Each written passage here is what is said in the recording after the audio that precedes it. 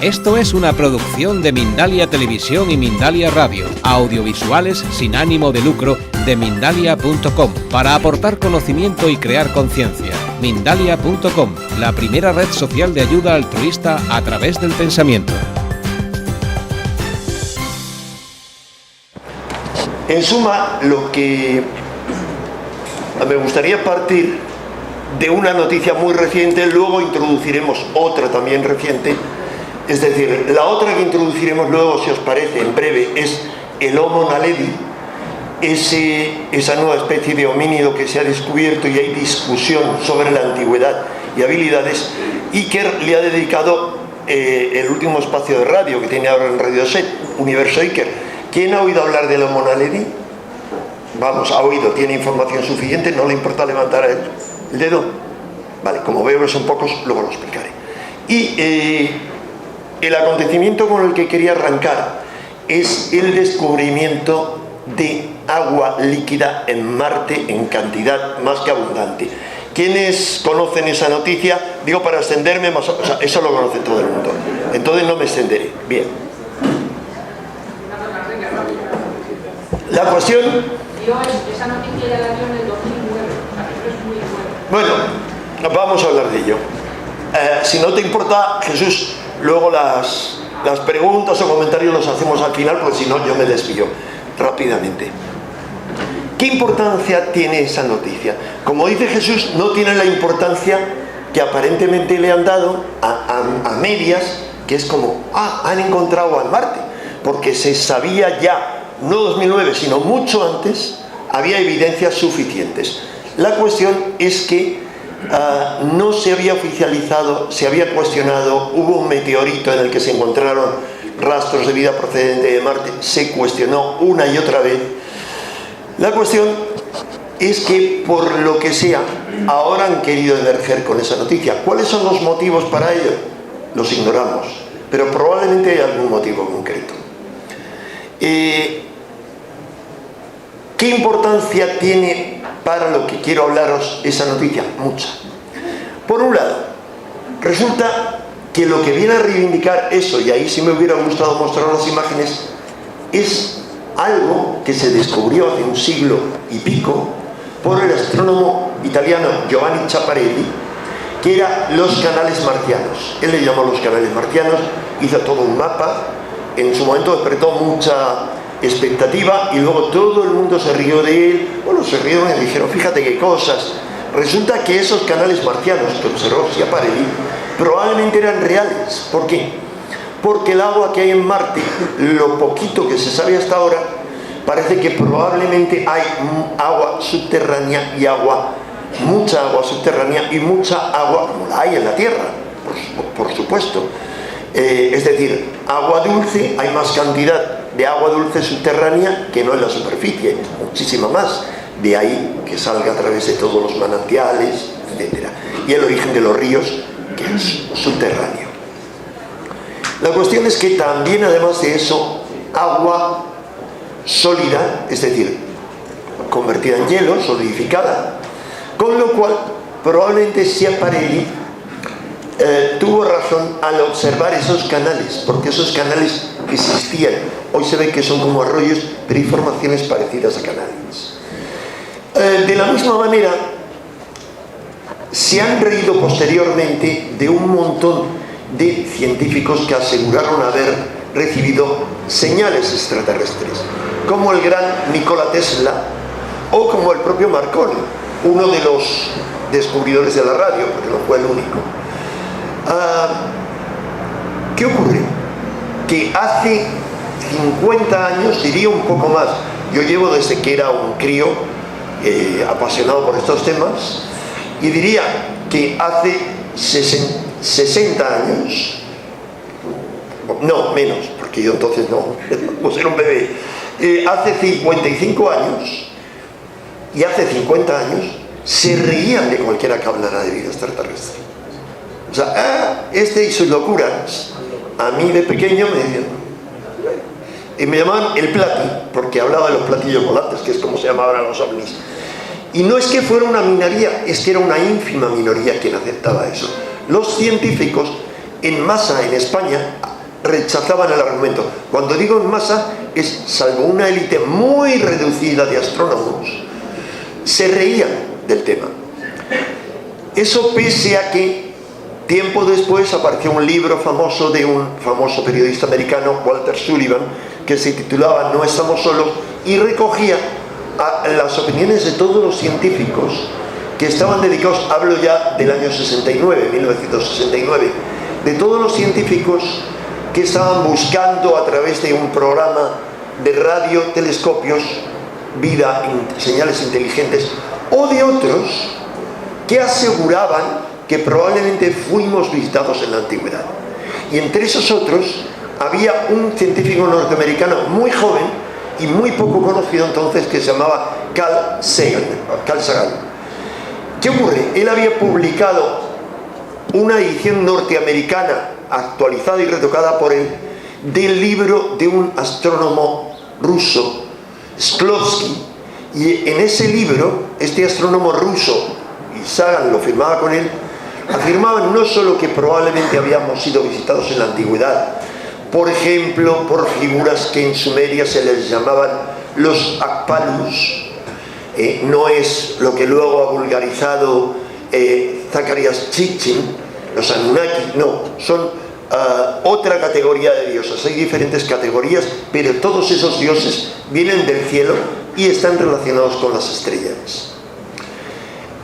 Por un lado eso, por otro lado sostenían en el libro Vida Inteligente en el Universo que probablemente la vida había sido sembrada en la Tierra por navíos espaciales extraterrestres, por sondas que eran enviadas como sondas jardineras del universo. Pero claro, eso tú se lo contabas a alguien y era una cosa de frikis en aquel entonces. Bien, resulta que a raíz de los descubrimientos actuales, no solo este del agua, sino también de los descubrimientos de los 10 últimos años, se han descubierto infinidad de planetas extrasolares. Es decir, a través de una tecnología que no es verlos exactamente, sino detectarlos, se sabe que hay miles de planetas gigantes, es decir, del tamaño de Júpiter o de Saturno, orbitando en torno a muchísimas estrellas. Se acepta por parte ya de cualquier científico bien informado, sigue habiendo muchos que no están bien informados, o seguía, que existen planetas en la inmensa mayoría de estrellas, con toda probabilidad. Pero resulta que hay miles de millones de estrellas en nuestra galaxia, la Vía Láctea, y que a su vez galaxias como la Vía Láctea en el universo conocido, hasta donde se ha logrado detectar y calcular, hay un mínimo de 4.000 millones de galaxias como la Vía Láctea. Pero no nos quedamos ahí. Ya según los físicos teóricos, pero muy serios, existen no un universo como el nuestro, ya se acepta que existen otros universos, y según esos físicos teóricos, esos universos se engloban, por decirlo así, en un multiverso, es decir, en una especie de huevo, por llamarle de alguna manera, porque no sabemos la forma, algo, normalmente se le suele dar gráficamente a los científicos forma esférica, un multiverso o pluriverso. Esto es tan serio que la revista Investigación y Ciencia Científica Americana le dedicó hace años ya una portada. Es decir, era un tema aceptado por muchos científicos. Pero ya no solo hay esos multiversos, y se acepta teóricamente, porque no hay pruebas de ello, solo hay especulaciones y son hipótesis para explicar un montón de fenómenos científicos, no paranormales, que esos multiversos hay algunos que son paralelos, es decir, donde habría la posibilidad teórica de dar saltos de un pluriverso, de un multiverso a otro. ¿Cómo? A través de toda una serie de conceptos teóricos, pero muy aceptados, como son los agujeros de gusano. Voy a poner un símil que ponía yo hace ya 35 años.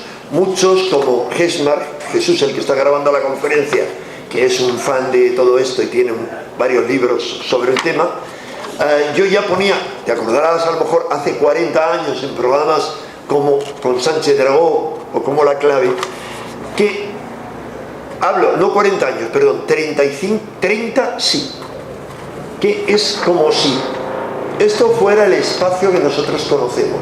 Y normalmente los científicos dicen, no podemos llegar de aquí a aquí porque hay muchos años luz y por lo tanto, aún viajando a una velocidad cercana a la de la luz, tardaríamos muchos años en llegar, muchísimos. Sí, salvo que un pliegue del espacio-tiempo, es decir, nos permitiera en determinados momentos, no en todo, en determinadas circunstancias temporales, dar un salto de un punto al otro. Esto ya, hoy en día, a nadie le suena raro porque lo hemos visto en muchísimas películas, desde Star Trek hasta Interestelar. Interestelar tiene la ventaja, Star Trek también, que tienen tras sí el asesoramiento de científicos muy notables. Las dos, hay un científico que es uno de los grandes especialistas en el viaje incluso en el tiempo, pero científico de talla, es decir, uno no solamente de los amigos, sino de los mentores de Stephen Hawking. Cualquiera que haya visto la película de Stephen Hawking ha visto como uno de los mentores iniciales, aparece la imagen, es Top Horn. Este fue mentor suyo, luego amigo suyo, y ha asesorado en estas y en otras películas sobre esa posibilidad. ¿Qué quiero decir con todo ello? Con todo ello lo que quiero decir es que soy incapaz de entender desde un punto de vista racional por qué la inmensa mayoría de los científicos y de los divulgadores científicos, como mi amigo Nieves, siguen cuestionando como absurdo el que hayamos sido visitados, porque se acogen a la paradoja de Fermi. La paradoja de Fermi consiste en lo siguiente. Fermi fue uno de los padres de la bomba atómica, junto con Oppenheimer.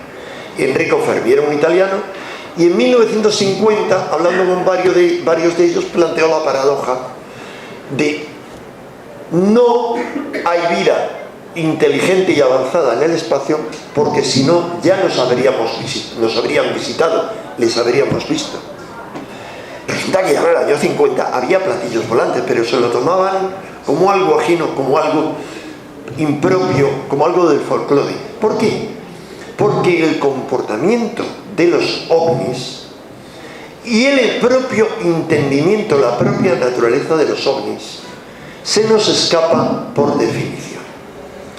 Voy a dejar de lado, porque lo que quiero en esta charla es transmitiros mis convicciones, mis conclusiones, siempre provisionales, y mis creencias tras, pues, 53 años que llevo ya apasionándome. Al principio como un niño que tenía acceso a muy poca información, pero rápidamente empecé a comprar o a consultar en biblioteca lo que había.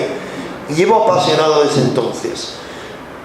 Hay conclusiones que ya al cabo de poco tiempo tenía claro. Luego ha habido idas y vueltas, pero voy a dejar de lado la cantidad de cosas que llamamos ovnis que tienen explicación. Sean fenómenos naturales o sean aviones. Hoy en día, naves, digamos, terrestres, muy avanzadas, que son fáciles de confundir con ovnis. Pero no era así en el año 50, en el año 52. Por eso voy a referirme a esa época para, por ejemplo, plantearos. Cuando en el año 50 y en el año 52 se veían, y antes, año 48, en el año 40 se veían lo que se llaman naves nodriza, que algunas tienen forma fusiforme, es decir, forma de puro o de uso, y otras tienen forma esférica. Como característica común es que tienen un tamaño aparente muy grande. y que de ellas se ve entrar y salir pequeños objetos. Cuando digo pequeños es de todo tipo de tamaños. Eso ya nos está dando la idea que son como naves portadoras, naves nodriza.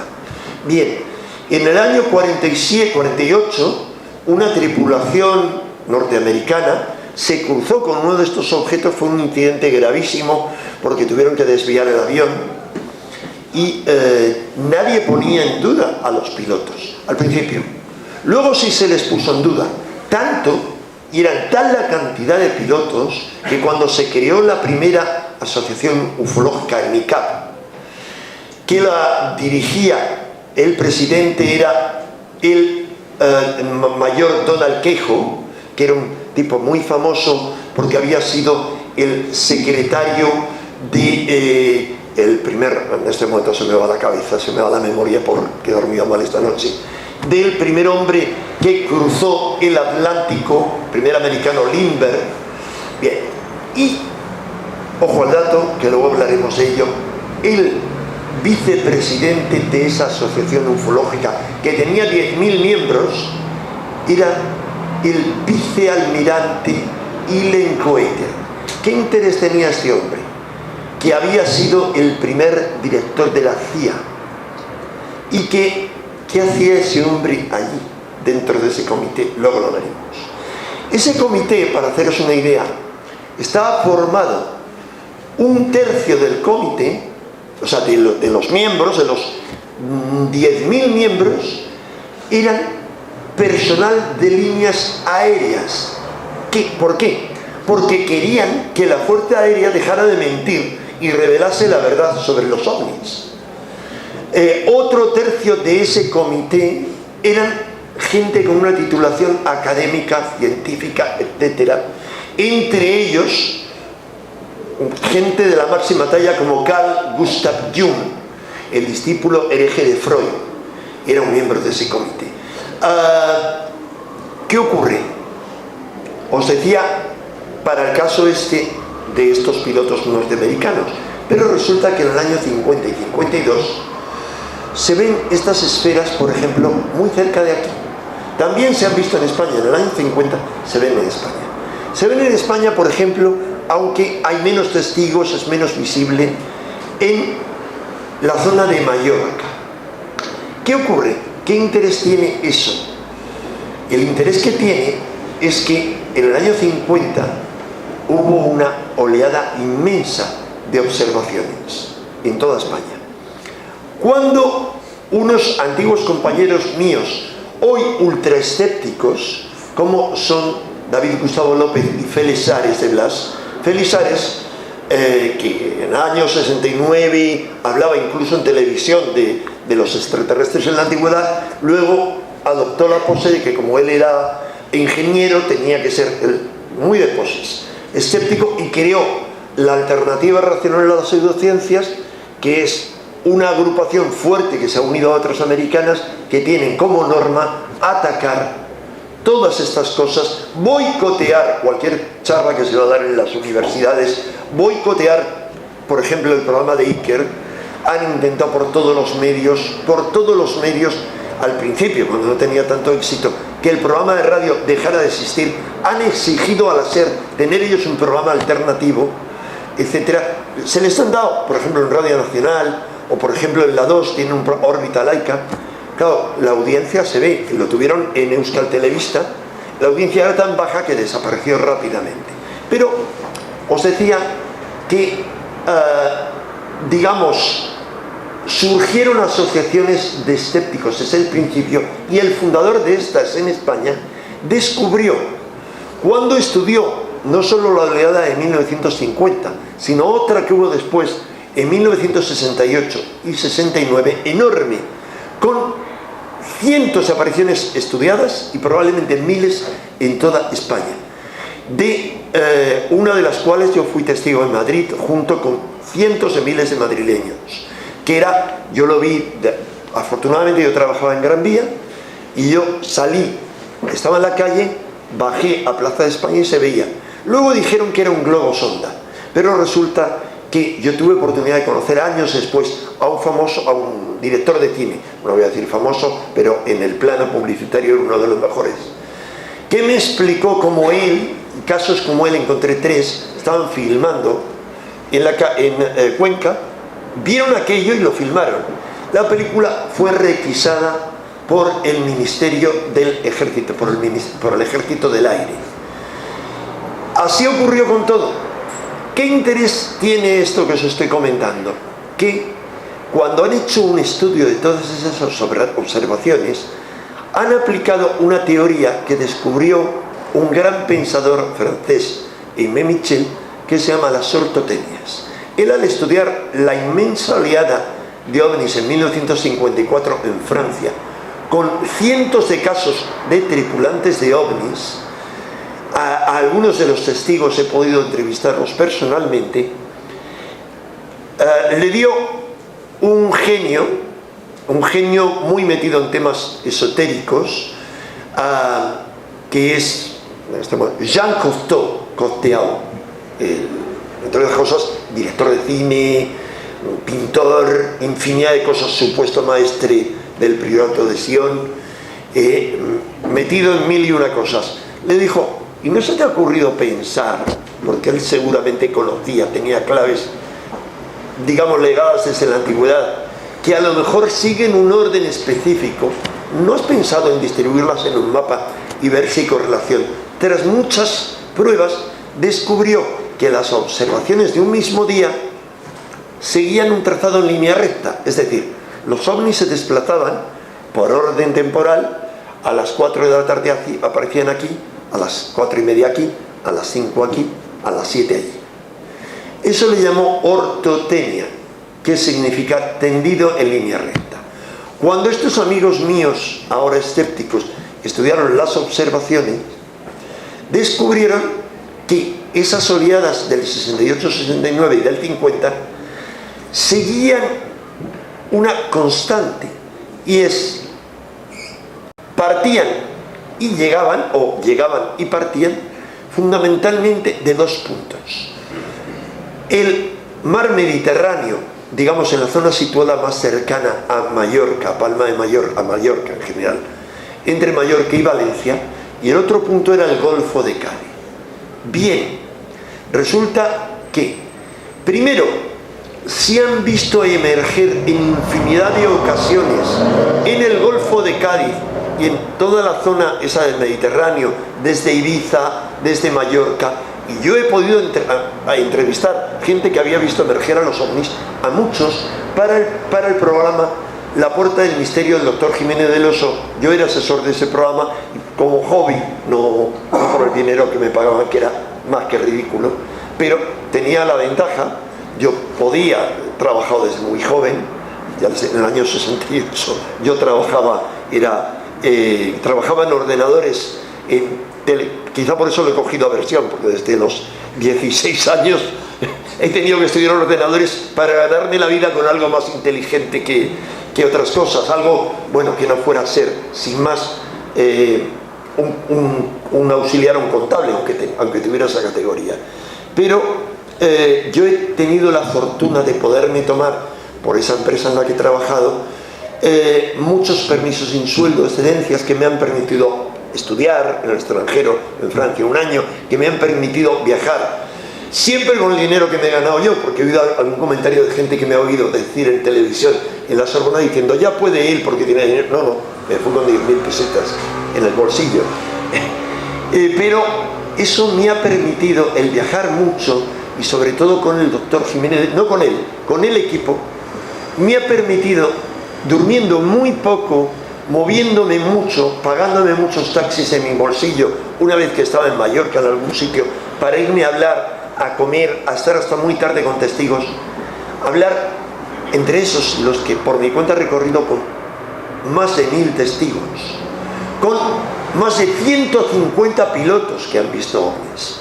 Y puedo decir a ciencia cierta que no hay duda de que hay ovnis o ha habido ovnis en esa zona del Mediterráneo que emergían del agua, como los ha habido en el Golfo de Cádiz y más abajo, entre la zona del Golfo de Cádiz y Canarias. ¿Qué ocurre?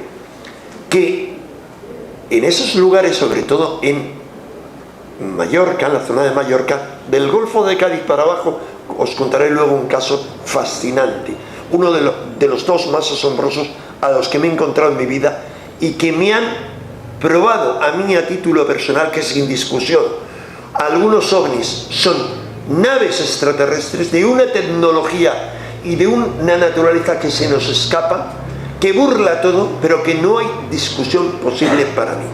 Pero os decía que, por ejemplo, en Mallorca se habían visto tanto puros como esferas, desde hace mucho, desde antes, mucho antes de que se hablara de ovnis. Por ejemplo, durante la Guerra Civil Española, unos ingleses documentaron una nave nodriza en esa zona.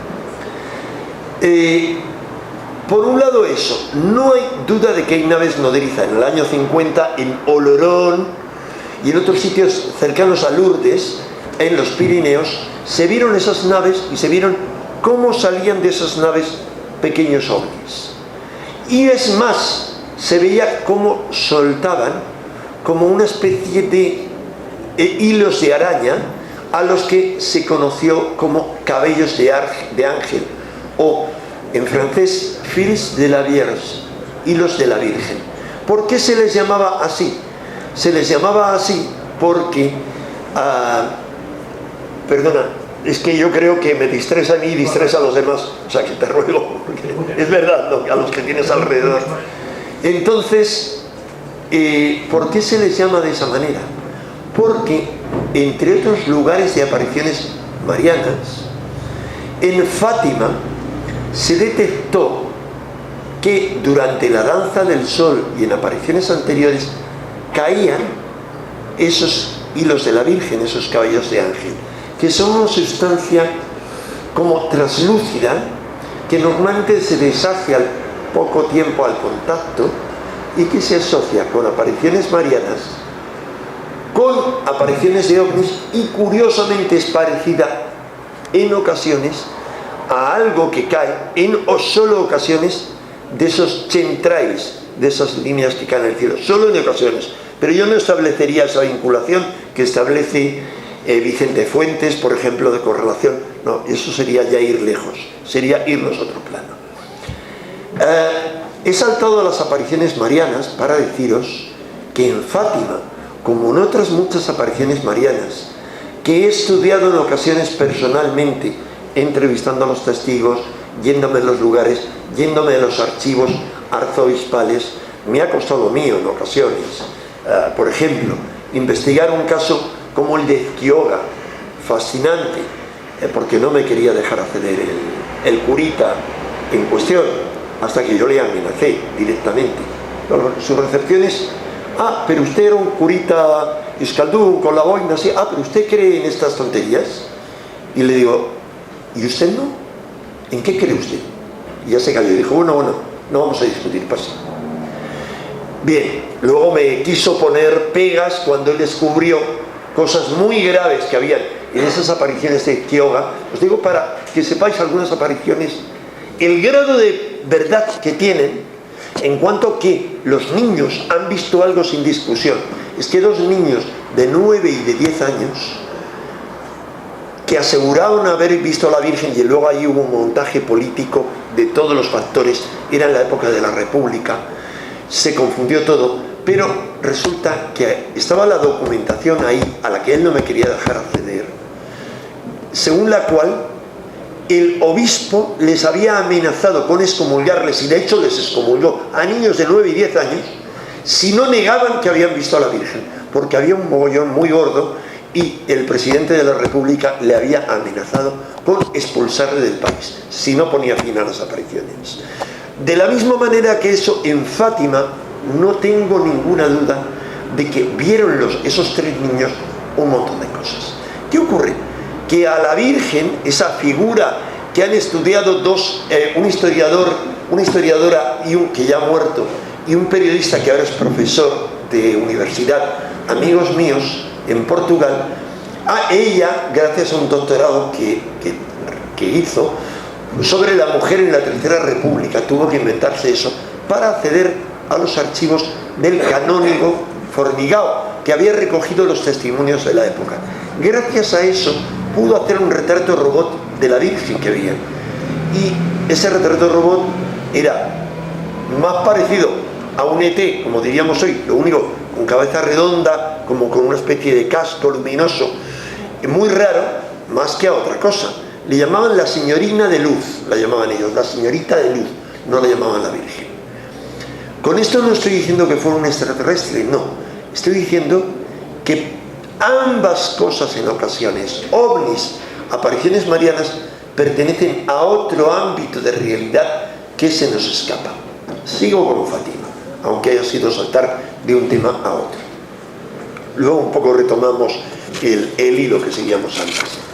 En Fátima, como en otro montón de apariciones marianas en España, por ejemplo, esas de Quiroga, que os añadiré solamente que luego el destino quiso que la mujer con la que me casé, esa niña de 9 años era, por un lado, la abuela de mi mujer era su madrina. Es decir, 1. 2, que era su madrina porque la madre de esa niña era la hermana de la abuela de mi mujer. Pero por otro lado, el padre de mi mujer, porque era un pueblo cercano a Quiroga, donde estaban todos, estaba casado con una hermana de esa niña. A esa niña la repudió la familia. Fue tal el escándalo, se tuvo que ir, tuvo una vida muy trágica. Hay un libro, para quien le interese profundizar, que se puede encontrar en librerías de ocasión de viejo, de un historiador americano de 600 páginas que se llama El Quiroga, fantástico. Pero os decía que ahí, sobre todo es decir, os hablo de algo he seguido muy de cerca, tan de cerca como eso, o de gracias a mi amistad con gente muy metida en el ambiente mariano, con la más famosa Pitita Ridruejo, pero con otros mucho más metidos que ella, he podido hablar con testigos con los que nadie habla, y hablo con un testimonio de primera mano. Sé lo que es un fraude, hay multitud de apariciones marianas, no sé, yo sospecho profundamente, y no me he negado a estudiarlo, que eran fraudulentas cosas que había habido, otras que creo que han sido manipuladas, como las del Escorial, y otras que son bastante impolutas. En cuanto a las del Escorial, para haceros una idea, cuando uno estudia los testimonios de primera época de la vidente de Amparo Cuevas, yo he tenido oportunidad de conocer la vida de Amparo muy de cerca, porque el marido de Amparo Cuevas trabajaba en Telefónica como yo. Y yo tenía la suerte en aquel entonces de que era representante sindical, enlace sindical, y me llevaba muy bien con todo el mundo, con los sindicalistas de extrema derecha y con los de extrema izquierda, y me llevaba muy bien con mucha gente que me conocía, yo no los conocía a todos, como sabían que yo hablaba en la tele, en la radio de estos temas, venían y me contaban cosas. Resulta que esta Amparo Cuevas, según testimonios de primera época y de que toda la gente que la conoció por cercanía, me he confundido. Amparo Cuevas trabajaba como chica de servicio en casa de una familia que eran trabajadores de Telefónicas, que me he confundido. Y no tengo duda de lo que me contaron en el primer momento, sobre que eran genuinos los fenómenos, los trances, los estigmas. Pero ella resulta que primero, en un momento en el que están varios testigos cerca del pantano del Escorial, ven que baja una luz del cielo y se posa. Dicen, ahí está, es el vehículo de la Virgen, tal. Por otro lado, ella describe el infierno como un planeta, dice, es otro planeta, donde la gente se quema, donde la gente arde. Y hay muchas descripciones. Las descripciones de los testigos de apariciones marianas son parecidas a esta. Cuando vamos a Fátima, según los archivos Formigao, encontramos como un propio obispo, el propio obispo de Lisboa, creo que era de Lisboa, entre otros muchos testigos, no en la aparición de la danza del sol, sino en otra previa, ven claramente una esferita luminosa que va desplazándose hasta luego desaparecer en dirección al árbol de las apariciones. Y lo llaman, aunque es una esferita, le llaman el avioncito de la Virgen. ¿Por qué? Porque suponía el obispo que era donde la Virgen se desplazaba hasta llegar ahí, un arbolito, un avioncito que era una esfera luminosa. Bien. Resulta que cuando se anuncia que va a haber un gran acontecimiento, un gran milagro, la primera aparición es el 13 de mayo del 17, se anuncia para el 13 de octubre del 17 un gran milagro, resulta que no lo anuncian solo los niños, sino que aparece, según han descubierto mis amigos estos investigadores, en dos periódicos de Lisboa, uno de Oporto y otro de Lisboa, aparecen, por un lado, un pequeño artículo diciendo que médiums espiritistas han recibido una revelación diciendo que un gran acontecimiento se producirá el 13 de octubre de ese año, que demostrará la existencia del mundo espiritual. Y luego pagan otro anuncio en clave que dice que el anuncio reza 13/10 del 10 17 o 1917, y es un mensaje que también está firmado en los dos casos como aurora de la mañana, como Venus. Venus, no olvidemos, es el símbolo de la diosa, es el símbolo de la Virgen y es el símbolo del rosario. Situemos un rosario, que es un rosario, digamos, con 5 cuentas, los 5 misterios principales, normalmente se enrosca y es el círculo y abajo la cruz que cuelga, es el símbolo de Venus. Es decir, ahí hay toda una simbología que no se escapa, pero volviendo a lo que ocurre ese día tan anunciado, no es un día casual, no se le ha hecho caso al fenómeno de Fátima como no se le hacen caso a los ovnis. ¿Por qué?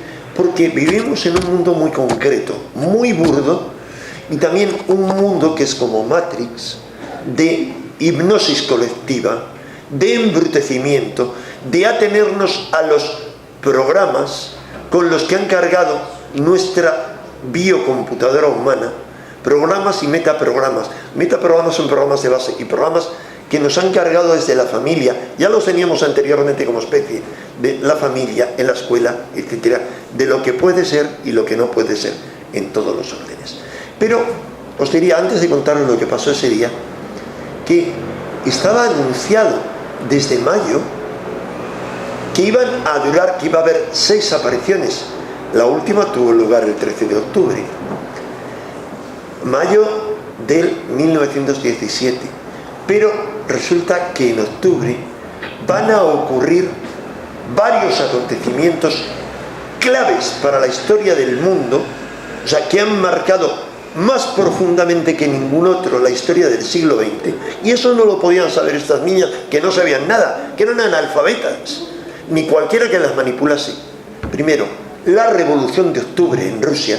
Resulta que el 13 de octubre, el día de la danza solar, ocurren varias cosas.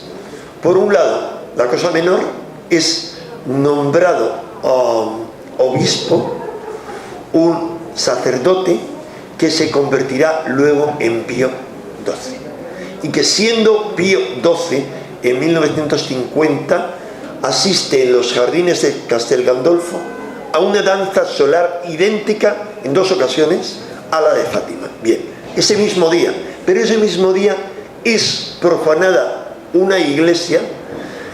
No tengo constancia porque no lo investigo que sea la primera, por ahí figura como la primera, que es profanada en Moscú, y rompen una estatua de la Virgen ese mismo día. Estoy hablando de algo que se nos escapa, insisto. No trato de llegar a conclusiones, sino al final sí llegaré a conclusiones generales. Ese día se juntan una masa de 60.000 personas, muy inferior, por cierto, a los que se juntaron en la campa de Kioga, que fueron 150.000 en ocasiones, pero se juntan mucha gente. Van periodistas de todos los diarios de Oporto y de Lisboa, porque Fátima está a mitad de camino entre Oporto y Lisboa. Van muchos escépticos, van muchos republicanos, masones, que era algo común. En Portugal se había vuelto en aquel momento, había una oleada de anticlericalismo muy grande, como en España. ¿Por qué? Porque los clericalistas solían ser muy de extrema derecha, y los anticlericalistas, que eran izquierda, republicanos y muy monárquicos, eran lo contrario. Así que hubo mucha gente que iba solo para fastidiar, solo para reírse de esa gran mentira, y sin embargo algunos de ellos, periodistas, algunos de ellos cuyos artículos han revisado estos amigos míos historiadores y han reproducido artículos anteriores en los que se ríen de la Iglesia, de Fátima, etcétera, y sin embargo tienen que reconocer que aquel día algo extraño ocurre, que ellos ven algo como una luz que baja del cielo y que miles de testigos dicen como que el sol desciende y empieza a girar y a dar vueltas. ¿Eso pudo ocurrir?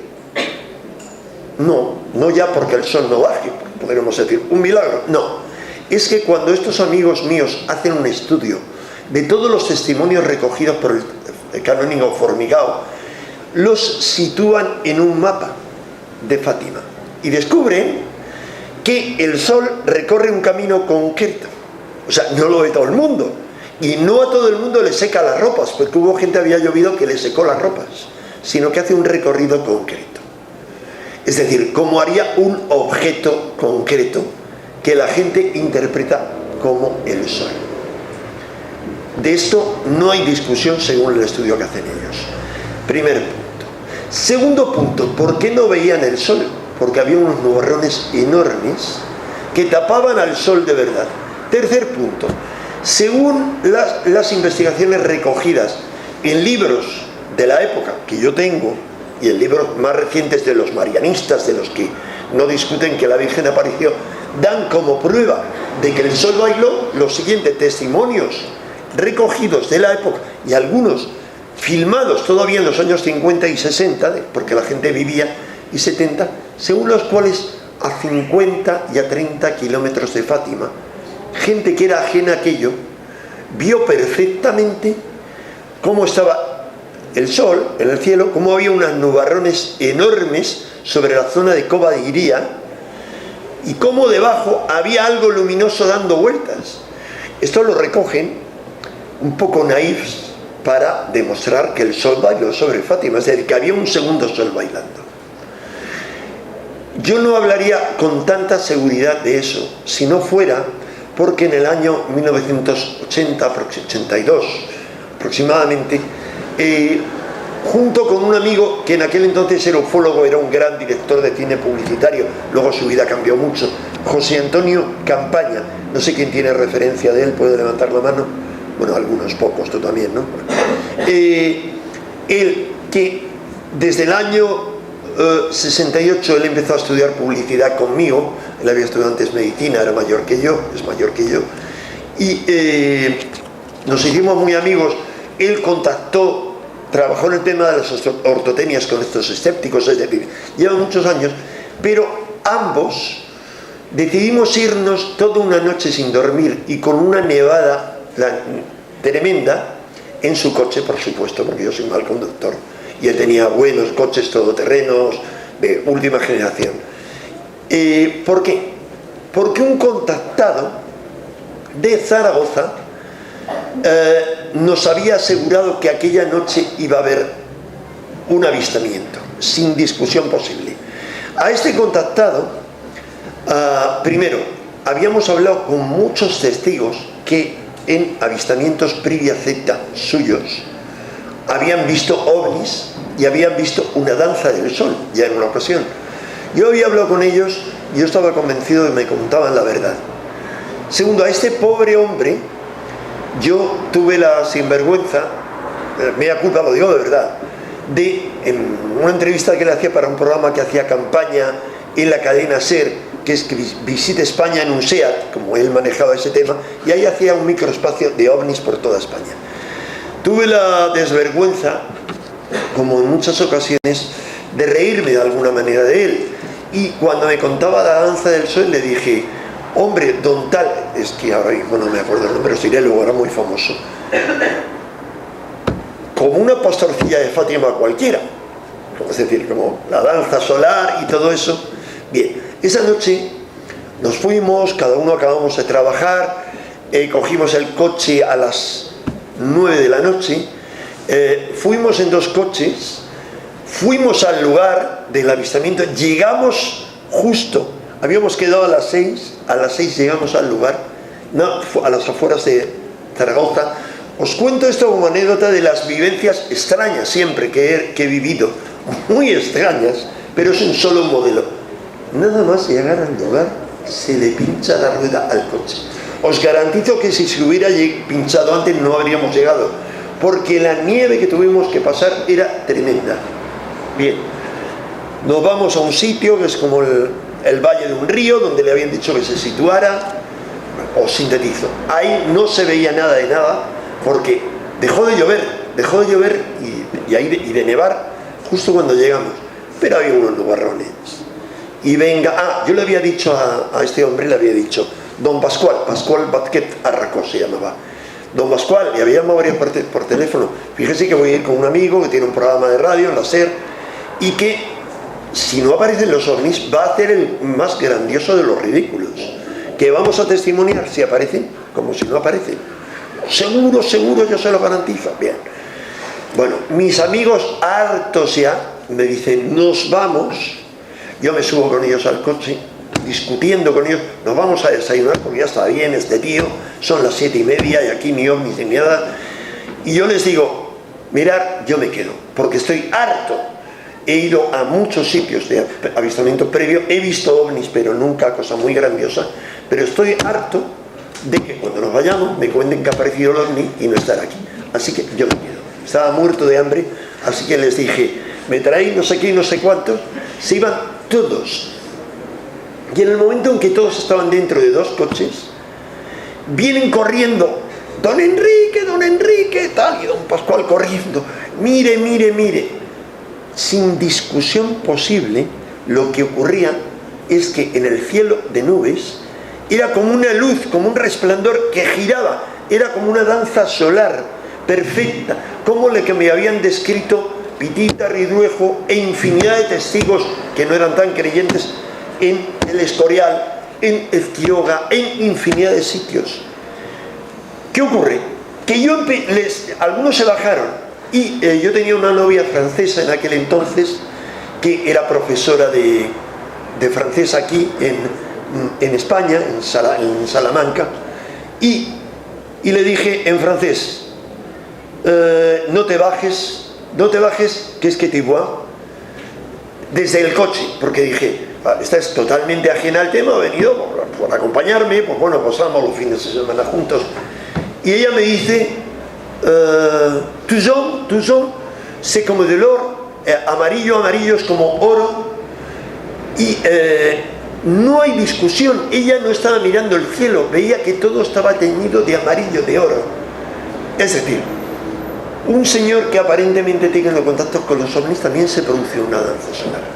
Bueno, retomo, repliego velas y vuelvo al principio, porque me vino todo esto a raíz de contaros que en Fátima o en lugares donde se veían estas naves nodrizas como Olorón, caía este caballo de ángel, que es una de las muchas evidencias relacionadas con los ovnis.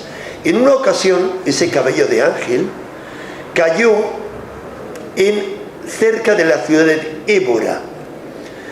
¿Qué interés tiene este caso? Este caso lo reconstruyó en cuarto milenio el equipo de Iker, y Pablo Villarrubia entrevistó a algunos testigos. Yo tengo la ventaja por encima de él, que pude entrevistar no a testigos, sino a los hijos de 2 testigos de primerísima línea. ¿Por qué? Porque he estado muchas veces en Portugal y estuve invitado, era uno de los ponentes, de los 3 ponentes españoles invitados en el primer Congreso Ibérico de Ovnilogía en la Universidad de Oporto. Y ahí, entre los ponentes y entre los asistentes, había gente muy cercana a ese caso, por lo que no tengo duda de lo que está documentado ahí. Lo que ocurrió fue que a mucha distancia se vieron ovnis en 2 pueblos muy diferentes, y entre otros lugares estaba la base militar, una base militar cercana, donde entre otros testigos estaban 2 que luego fueron jefes del Estado Mayor del Aire. Uno de ellos, digamos, estaban varios catedráticos de la Universidad de Évora, y tanto uno de estos generales como un catedrático que estudió lo que cayó del OVNI eran padres de dos personas con las que yo me pude entrevistar.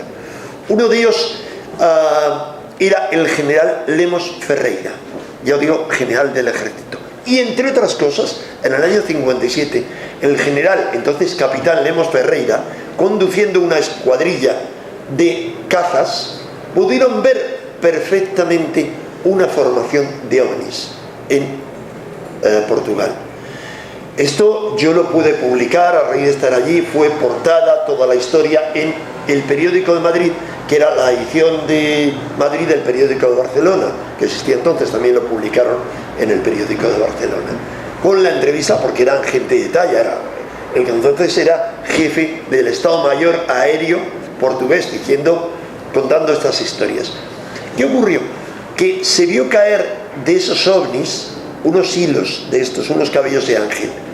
Se recogieron muestras, se llevaron a la universidad, se aislaron para que no se deshicieran en probetas, y al analizarlas mediante microscopio se descubrió, y mediante microscopio electrónico se fotografió, que había una criatura minúscula, que era una especie de araña, pero muy extraña, que si se agredía de alguna manera, lanzaba como tentáculos, y esos tentáculos se pegaba, por ejemplo, al cristal.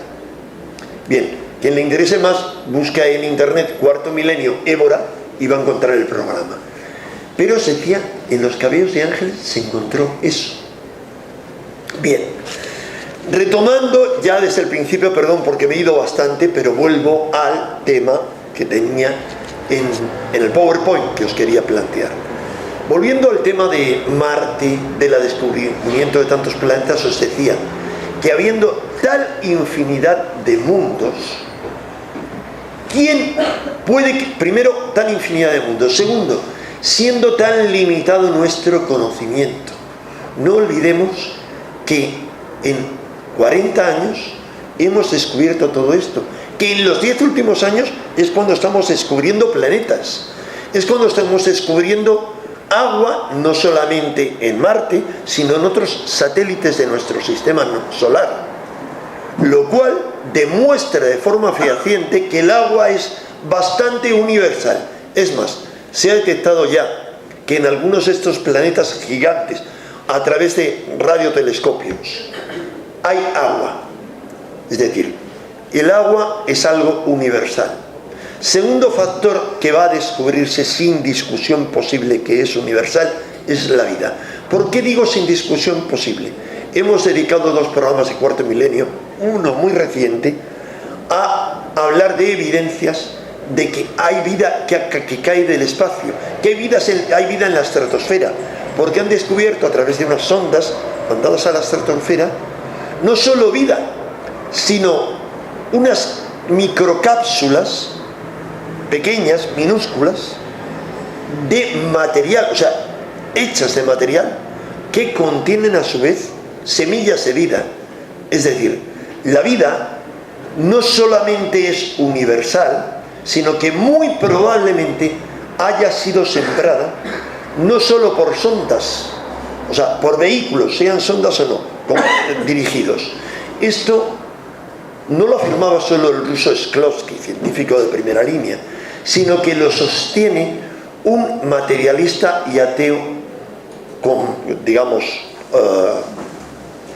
manifiesto, que es uno de los 2 descubridores del ADN, Francis Crick. Francis Crick ha escrito un libro en el que explica cómo la única, y lo encontraréis en internet, la única posibilidad para él concebible acerca del ADN, del surgimiento de ADN, que sabéis que es un programa complejísimo, es como un mini programa de ordenador que contiene todo el esquema de la vida, pero no solo de la presente, sino de la futura, es decir, todos los desarrollos evolutivos, que eso, la única forma de que haya llegado a la Tierra, es a bordo de una nave espacial. Él sostiene, por tanto, que ha habido sondas que han depositado la vida en la Tierra. ¿Esto es una hipótesis de ciencia ficción? No, porque olvidándonos de esa infinidad de universos, de mundos, etc., y de que apenas hemos empezado a descubrir que, por lo tanto, en esos universos, mundos, no es ya solo con concebir que una humanidad en uno de esos mundos haya logrado superar el abismo tecnológico, se habrá expandido por toda la galaxia. ¿Qué es el abismo tecnológico? Es el que estamos pasando nosotros ahora. Dicen los científicos, con toda la razón, que en pura lógica, las civilizaciones, al descubrir la tecnología, su tendencia es a autodestruirse. Eso estamos viendo con la nuestra. La nuestra se ha cargado ya infinidad de especies del planeta. Ya ha desarrollado la sexta extinción, una extinción de especies de todo tipo, vegetales, aéreas, acuáticas, terrestres, la mayor extinción que conocemos, más que la época de la extinción de los dinosaurios. Hace poco ha habido un informe de que ya nos hemos cargado el 40% de las especies marinas, de las especies completas. Y esto es un proceso que sigue adelante. Entonces sospechan ellos que la tecnología es suficiente para que nuestra civilización se autodestruya. ¿Cómo? Por ejemplo, a través de la energía nuclear. ¿Hasta qué punto eso es creíble? Uno diría que sí, porque es tal la locura que nos gobierna, que la respuesta sería absolutamente sí, si no fuera porque mi creencia y mi deducción es que el desarrollo evolutivo en la Tierra está siendo protegido desde hace mucho tiempo, vigilado, al menos por alguna de esas civilizaciones. ¿En qué me baso para eso? En dos factores, fundamentalmente. Uno, el más documentado. Resulta que los ovnis han mantenido un control estricto sobre todas las instalaciones nucleares, no ya desde la primera bomba atómica, sino anteriormente. No olvidéis, a eso le hemos dedicado una portada de Año Cero, y hay cualquiera que lea inglés, busca UFO, nuclear, y va a encontrar el archivo del autor de un enorme libro con cientos de casos, no sé si son incluso miles, de ovnis interfiriendo en instalaciones nucleares. Las últimas, que no están incorporadas ahí, dedicamos un programa de Cuarto Milenio a cómo las instalaciones nucleares francesas estaban constantemente vigilándolas, como las españolas. Pero es más, decían que a lo mejor eso eran sondas terrestres, llegaron a decir cualquier estupidez, que eran de terroristas, y hubo el director de una instalación nuclear que dijo: no señores, son ovnis. Cuando intentamos contactar desde el programa, colgó directamente porque se rieron de él, lógicamente.